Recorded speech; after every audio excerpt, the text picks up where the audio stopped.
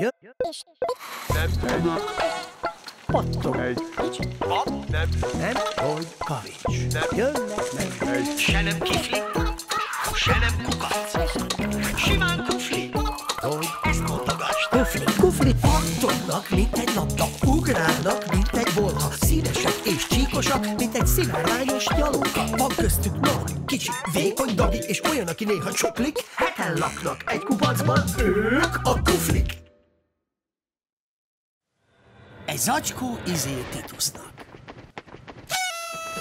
Ez valamikor nyár végén történt. A sárga nap, mint egy nagy forró lepény gurult lassan az elhagyatott rét felett. Tudja valaki, milyen nap van ma? Zsiványadika. Augusztus akárhányadika? Az nem tegnap volt? Nézett rá bizonytalanul Fityirc. Nem, rázta fejét Hilda. És ez bizony azt jelenti, hogy ma van Titus születésnapja. Megint? Csodálkozott Fityirc. Tavaly is volt neki. Egyeseknek minden évben van születésnapjuk. Van, akinek több is. Nekem például 3. Akkor viszont meg kell ajándékoznunk Tituszt, mondta Valér. Még szerencse, hogy éppen bogáncsfocizni ment a sünökkel. Van időnk kitalálni, hogy mit adjunk neki. Ezek a dolgok jutottak az eszükbe.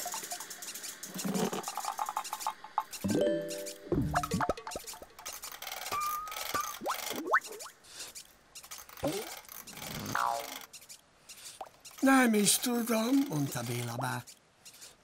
Biztos, hogy örülne az eféléknek. Talán, ha mindenki körülnézne otthon.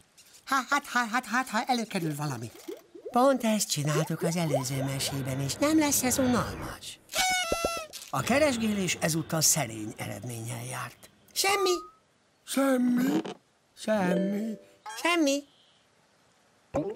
Egy bigyó. Egy zacskó mag.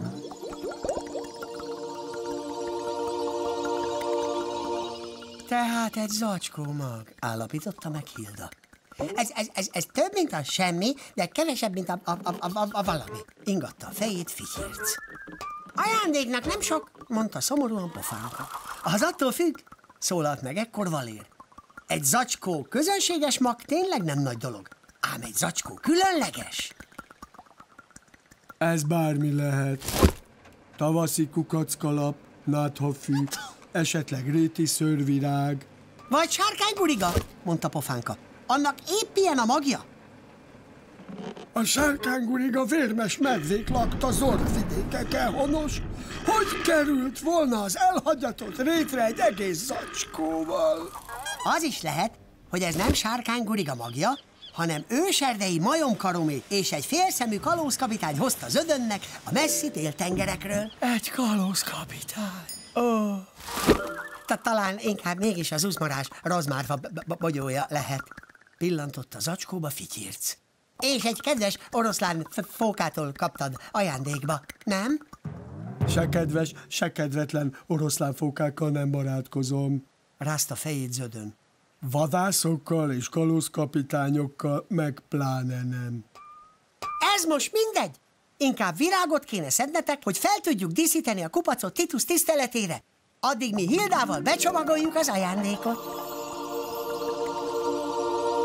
Szerencsére így nyár vége felé sok-sok színes virág nyílt a réten. Zödön szedett is egy nagy csokor pókliliomot, Valér egy kazal cakkos náspángot, Béla bá pedig egy egész bokornyi macskapertlit.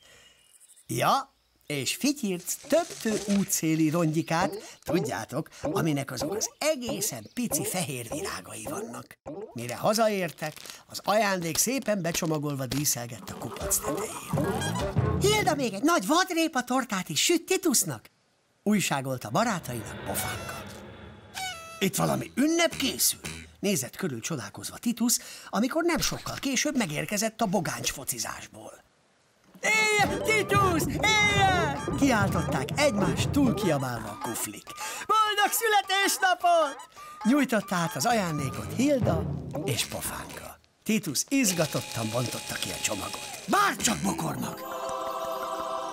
Az meg miféle növény? Attól függ, mit kívánsz, mikor elülteted. Ezért hívják így. Ha azt mondom, bárcsak mákosrétes lenne, akkor mákosrétes bokor lesz belőle. Így van, bólogatott Titus. Pont 7 darab van az acskóban, mindannyiunknak jut egy.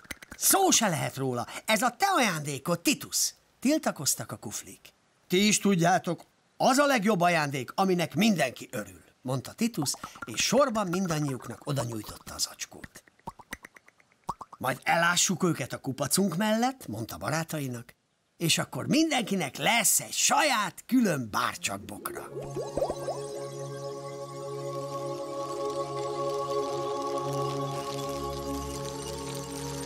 De majd csak tortaevés után, jó? Jegyezte meg halkan Zöldön.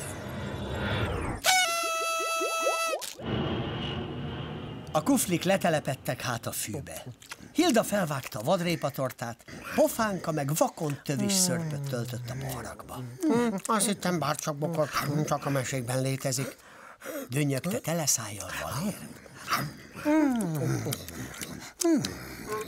Mondta csámcsogva Bélabá, ami épp úgy jelenthetett igent, mint nemet. És ezután már nem hallatszott más, csak rákcsálás, szörcsögés, meg a napfényben nyújtózó virágok neszezése.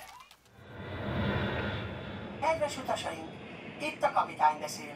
Épp az elhagyatott rét felett repülünk. Meg tudjátok mondani, melyik fa, melyik kuflié lehet?